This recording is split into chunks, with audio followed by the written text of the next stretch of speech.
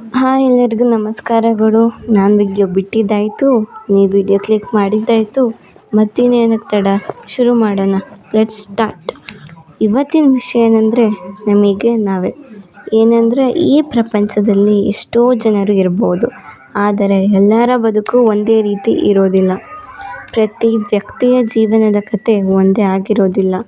ಒಬ್ಬ ವ್ಯಕ್ತಿ ಕೋಣೆಯಲ್ಲಿ ಒಬ್ಬನೇ ಇರಬೇಕಾದರೆ ಅವನ ತಲೆಯಲ್ಲಿ ಏನು ಓಡುತ್ತಿದೆ ಅಂತ ಅವನಿಗಷ್ಟೇ ಗೊತ್ತು. ಅದರ ಫೀಲಿಂಗ್ಸ್ ಕೂಡ ಅವನಿಗಷ್ಟೇ ಆಗೋದು. ಬೇರೆಯವರು ಅದನ್ನು ಊಹಿಸ್ಕೊಳ್ಬೋದು ಅಷ್ಟೇ ಹೊರತು ಅವರ ಫೀಲಿಂಗ್ಸ್ ನಮಗೆ ಆಗೋದಿಲ್ಲ. ಅವರ ತಲೆಯಲ್ಲಿ ಏನಿದೆಯೋ ಹೇಳೋಕ್ಕಾಗಲ್ಲ. ಒಬ್ಬರ ನೋವು ಅವರಿಗೆ ಅಷ್ಟೇ ಗೊತ್ತಾಗೋದು. ಇನ್ನೊಬ್ಬರಿಗೆ ಅನುಭವವಿದ್ದರೂ ಅದನ್ನು ಅರ್ಥ ಮಾಡಿಕೊಂಡು ಆ ನೋವು ಕಡಿಮೆ ಆಗೋದಕ್ಕೆ ಸಲಹೆ ಕೊಡುತ್ತಾರೆ ಹೊರತು ನೋವನ್ನು ಸರಿನೇ ಮಾಡೋದಕ್ಕಾಗೋದಿಲ್ಲ. ಅವರ ಸಪೋರ್ಟ್ ಒಂದಲ್ಲ ಒಂದು ದಿನ ಹೋಗಲೇಬೇಕು. ಎಷ್ಟು ದಿನ, ಎಷ್ಟು ವಾರ ಅಂತ ಸಪೋರ್ಟ್ ಮಾಡ್ತಾರೆ. ಆವಾಗ ನಮ್ಮ ನೋವು ನಾವೇ ಸರಿ ಮಾಡ್ಕೋಬೇಕು.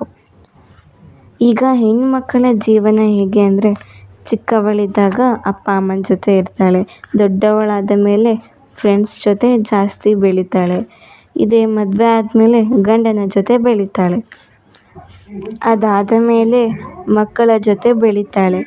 ಇಲ್ಲಿ ಅವಳ ಜೊತೆ ಬೇರೆ ಬೇರೆಯವರನ್ನು ನಾವು ಕಾಣಬಹುದು, ಆದರೆ ಅವಳು ಅವಳೇ. ಅವಳ ಜೀವನ ಅವಳಿಗೆ ಅಷ್ಟೇ ಸ್ವಂತ. ಇಬ್ಬರು ಅಣ್ಣ ತಮ್ಮ ಇರುತ್ತಾರೆ, ಇಬ್ಬರಿಗೂ ಮದುವೆ ಆಗಿರುತ್ತೆ. ತಮ್ಮ ಒಂದು ಸತಿ ದುಡ್ಡು ಕೇಳಿದರೆ ಕೊಡಬಹುದು, 2 ಸತಿ ಕೇಳಿದರೂ ಕೊಡಬಹುದು. ಅಷ್ಟು ಕಷ್ಟ ಇದ್ದರೆ 3ನೇ ಸತಿ ಕೂಡ ದುಡ್ಡನ್ನು ಕೊಡಬಹುದು. ಆದರೆ ಇನ್ನು ಎಷ್ಟು ಸತಿ ಅಂತ ಕೊಡುತ್ತಾನೆ? ಅವನಿಗೂ ಕೂಡ ಸ್ವಂತ ಜೀವನವು ಇದ್ದೇ ಇರುತ್ತದೆ. ಈಗ ಅವನಿಗೆ ಕೊಡುವ ಆಸೆ ಇರುತ್ತದೆ, ಆದರೂ ಅವನಿಂದ ಕೊಡಲು ಸಾಧ್ಯವಿಲ್ಲ. ಆಗ ತಮ್ಮ ಹೇಗಾದರೂ ಹೊಂದಿಸುತ್ತಾನೆ. ಆವಾಗ ತಮ್ಮನ ಸ್ವಂತ ಅಣ್ಣದಿಂದ ಕೊಡಲು ಸಾಧ್ಯವಾಗಲಿಲ್ಲ. ಆವಾಗ ತಮ್ಮ ಬೇರೆಯವರ ಸಹಾಯ ತಗೊಂಡ. ಯಾಕೆ? ಅವನ ಜೀವನ ನಡೆಸಿಕೊಳ್ಳುವುದಕ್ಕೆ. ಇಲ್ಲಿ ಕೂಡ ಅವನ ಜೀವನಕ್ಕೆ ಎಂದರೆ ಅವನಿಗೆ ಬೇಕಾಗಿದ್ದಕ್ಕೆ ತಗೊಂಡಿದ್ದಾನೆ, ಬೇರೆ ಯಾರೋ ಜೀವನಕ್ಕೋಸ್ಕರ ಅಲ್ಲ. ನಮಗೆ ನಮ್ಮ ಜೀವನದಲ್ಲಿ ಏನಾಗುತ್ತೆ ಅನ್ನೋದು ನಮಗಷ್ಟೇ ಗೊತ್ತು. ಬೇರೆಯವರಿಗೆ ಏನಾಗುತ್ತೋ ಅದನ್ನು ಹೇಳಬಹುದು, ಆದರೆ ತೋರಿಸೋಕ್ಕಾಗಲ್ಲ. ಅದೇ ರೀತಿ ಅನುಭವಿಸೋಕ್ಕಾಗಲ್ಲ. ಅವರ ಅನುಭವ ಅವರಿಗಷ್ಟೇ ಗೊತ್ತು. ಈ ಪ್ರಪಂಚದಲ್ಲಿ ಯಾರಿಗೋಸ್ಕರ ಬದುಕಿದರೂ ಒಂದಲ್ಲ ಒಂದು ದಿನ ಅವರು ದೇಹದಿಂದ ಬಿಟ್ಟು ಹೋಗಲೇಬೇಕು, ಅಥವಾ ನೀನು ಅವರನ್ನು ಬಿಟ್ಟು ಹೋಗಲೇಬೇಕು. ಒಟ್ಟಿನಲ್ಲಿ ಬಿಟ್ಟು ಹೋಗಲೇಬೇಕಾಗುತ್ತದೆ. ಆದ್ದರಿಂದ ಬೇರೆಯವರಿಗಾಗಿ ಎಷ್ಟು ದಿನ ಅಂತ ಬದುಕಬೇಕು ಹಾಗಂತ ಅವರು ಬೇಡವೇ ಬೇಡ ಅಂತ ಅಲ್ಲ, ಆದರೆ ಅವರು ಇದ್ದಷ್ಟು ದಿನ ಅವರಿಗೆ ಖುಷಿಯ ನೆನಪನ್ನು ಕೊಡಿ, ಅವರನ್ನು ಚೆನ್ನಾಗಿ ನೋಡಿಕೊಳ್ಳಿ. ಬೇರೆಯವರು ನಮಗೋಸ್ಕರ ಅಳೋದು ಅದು ನಮ್ಮ ತಪ್ಪಲ್ಲ, ಆದರೆ ನಮ್ಮಿಂದ ಅಳೋದು ಖಂಡಿತ ಅದು ನಮ್ಮ ತಪ್ಪೇ. ಬೇರೆಯವರನ್ನು ನಮ್ಮಿಂದ ಅಳೋದಕ್ಕೆ ಬಿಡಬಾರದು. ಅವಶ್ಯಕತೆ ಬಂದಾಗ ಖಂಡಿತ ಅದನ್ನು ಕೂಡ ಮಾಡಲೇಬೇಕು. ಹೇಗೆಂದರೆ, ಮಕ್ಕಳು ತಪ್ಪು ಮಾಡಿದಾಗ ಅಫ್ಕೋರ್ಸ್ ಅಪ್ಪ ಅಮ್ಮ ಬೈತಾರೆ.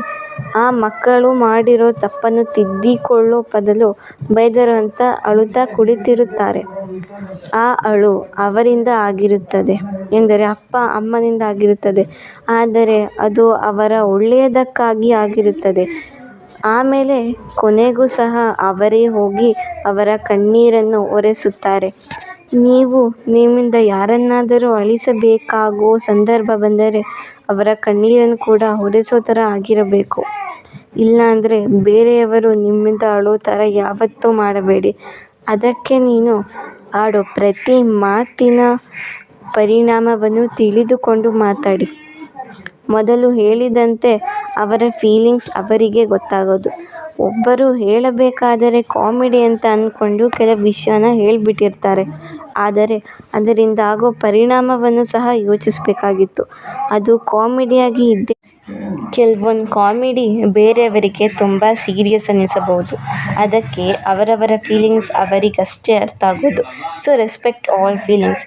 ಕೇವಲ ಮನುಷ್ಯರ ಫೀಲಿಂಗ್ಸ್ಗೆ ಅಷ್ಟೇ ಬೆಲೆ ಕೊಡೋದಲ್ಲ, ಎಲ್ಲ ಜೀವಿಗಳಿಗೂ ಅವರ ಜೀವನ ಇರುತ್ತೆ. So respect that. ಇಲ್ಲಿಗೆ ನನ್ನ ಮಾತನ್ನು ಮುಗಿಸುತ್ತೇನೆ. ಈಗ ಹೇಳಿರೋ ಎಲ್ಲದರಲ್ಲೂ ಇಷ್ಟ ಆದಲ್ಲಿ ಲೈಕ್, ಶೇರ್, ಸಬ್ಸ್ಕ್ರೈಬ್ ಮಾಡಿ, ಇಲ್ಲ ಅಂದರೆ ಡಿಸ್ಲೈಕ್ ಮಾಡಿ. ಹೀಗೆ ಮುಂದಿನ ವಿಡಿಯೋ ನೋಡ್ತಾ ಇರಿ. ಮುಂದಿನ ವಿಡಿಯೋದಲ್ಲಿ ಸಿಗೋಣ. ನಮಸ್ತೆಗಳು.